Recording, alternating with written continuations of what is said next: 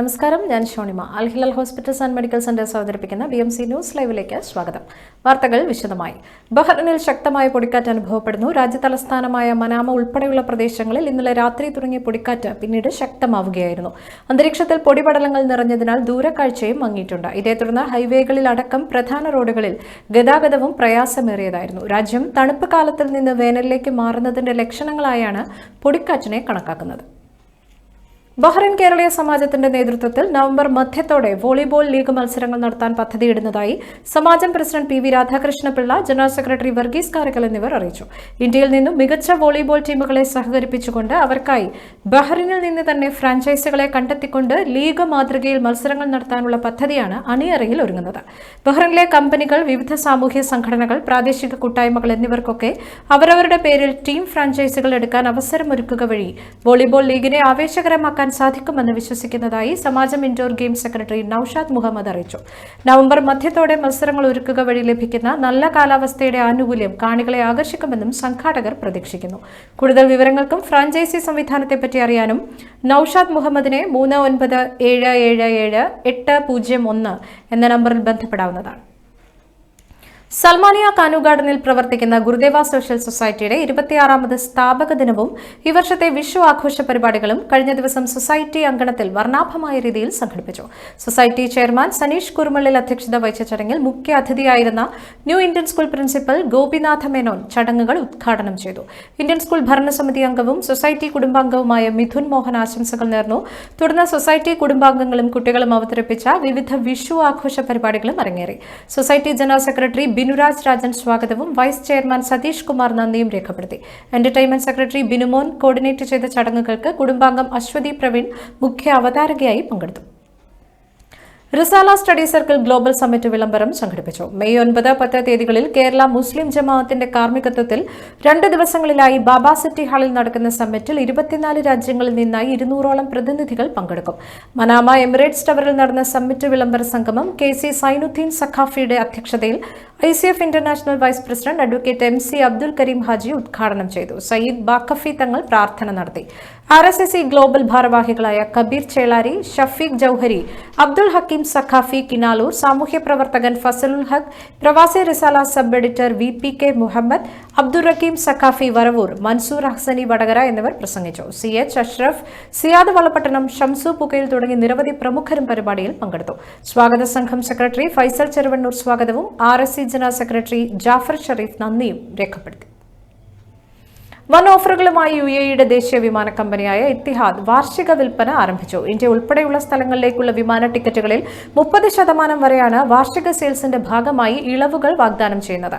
വരാനിരിക്കുന്ന വേനൽക്കാല അവധിക്ക് മുന്നോടിയായിട്ടാണ് മെഗാ ഓഫർ ആരംഭിച്ചതെന്ന് ഇത്തിഹാദ് അറിയിച്ചു.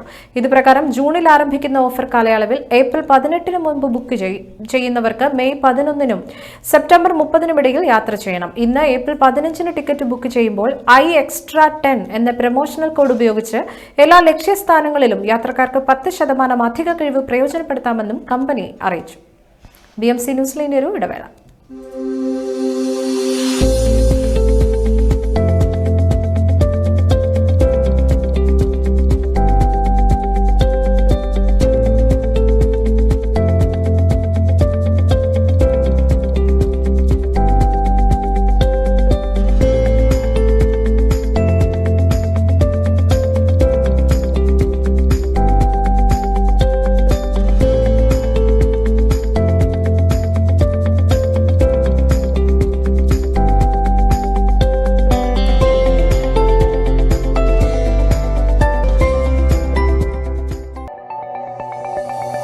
Our skin is the mirror of our soul.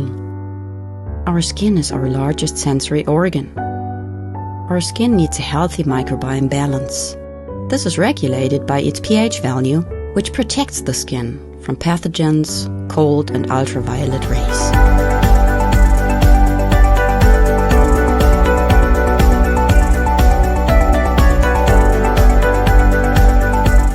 Sebamed protects your skin.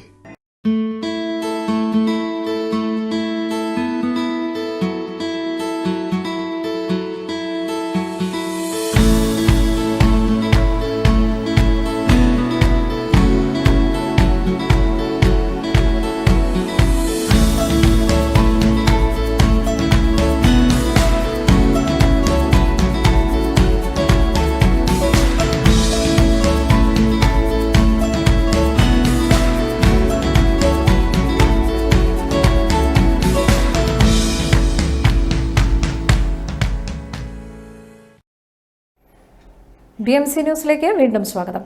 സംസ്ഥാനങ്ങളുടെ അവകാശം പഠിക്കാൻ സമിതിയെ നിയോഗിച്ച് തമിഴ്നാട് സർക്കാർ. സുപ്രീം കോടതി റിട്ടയർഡ് ജസ്റ്റിസ് കുര്യൻ ജോസഫ് അധ്യക്ഷനായ സമിതിയെ ഇതിനായി നിയമിക്കുകയാണെന്ന് തമിഴ്നാട് നിയമസഭയിൽ മുഖ്യമന്ത്രി M.K. സ്റ്റാലിൻ പ്രഖ്യാപിച്ചു. 1969 കരുണാനിധി സർക്കാർ രാജമണ്ണാർ സമിതിയെ നിയോഗിച്ചതിന്റെ ആവർത്തനമാണ് ഇത്. ഫെഡറൽ തത്വങ്ങളിൽ പുനഃപരിശോധന ആവശ്യമോ എന്നതടക്കം കമ്മീഷന്റെ പരിഗണനാ വിഷയങ്ങളായിരിക്കും.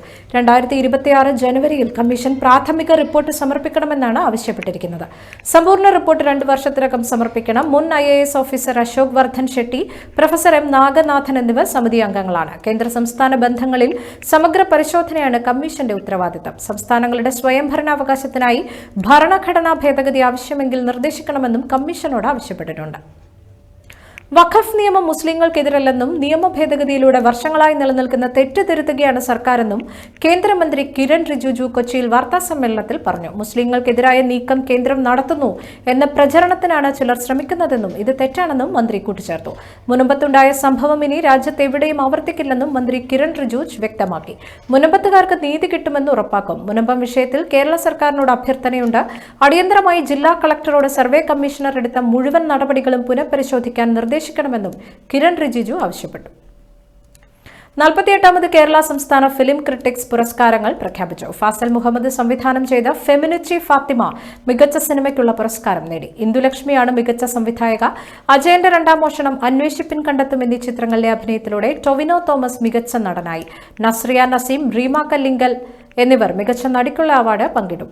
കേരളത്തിൽ സംസ്ഥാന അവാർഡ് കഴിഞ്ഞാൽ അപേക്ഷ ക്ഷണിച്ച് ജൂറി കണ്ടു നിർണ്ണയിക്കുന്ന ഒരേയൊരു ചലച്ചിത്ര പുരസ്കാരമാണ് ഇത്.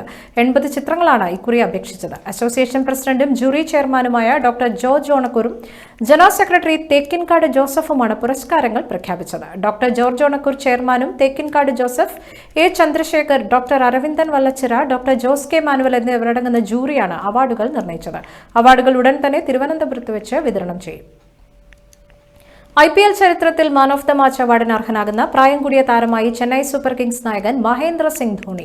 മത്സരത്തിൽ വിക്കറ്റ് കീപ്പറായും ബാറ്ററായും ഒരുപോലെ തിളങ്ങിയാണ് 43-കാരനായ Dhoni man of the match പുരസ്കാരം സ്വന്തമാക്കിയത്. മത്സരത്തിൽ ചെന്നൈയുടെ വിജയത്തിൽ നിർണായകമായതും ധോണിയുടെ പ്രകടനമാണ്. 43 വർഷവും 283 ദിവസവും പ്രായമുള്ളപ്പോഴാണ് ധോണി IPL കളിയിലെ താരമായിരിക്കുന്നത്. 2014 42 വർഷവും 209 ദിവസവും പ്രായമുള്ളപ്പോൾ മാൻ ഓഫ് ദ മാച്ച് പുരസ്കാരം നേടിയ പ്രവീൺ താംബയുടെ റെക്കോർഡാണ് ധോണി തിരുത്തിയത്. ലക്നൌവിനെതിരെ 11 പന്തിൽ 4 ഫോറും 1 സിക്സറും സഹിതം പുറത്താകാതെ 26 റൺസാണ് ധോണി നേടിയത്.